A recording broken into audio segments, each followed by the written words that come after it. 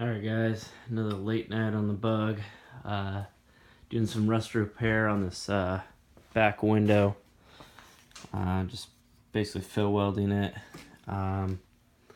Getting some piece of metal and filling it in. I know it looks rough, but once I grind it down, smooth it out, it'll look clean. Like I said the other evening, I'm going to be removing this flange and putting in a piece of steel to cover that whole opening. So got the piece of steel right there, and then I've also started the oval window. What I'm kind of trying to mock up is it's kind of like a boat window where we'll have bolts all the way around. Got the holes drilled, got the outside already cut and filed down nice and smooth.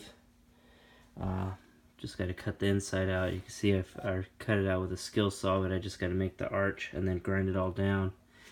What I'm doing is actually two pieces here, so the inside and outside will match, identical, as long as I don't flip it 180 or different direction. As long as I keep it the same direction I have now, it's gonna fit identical.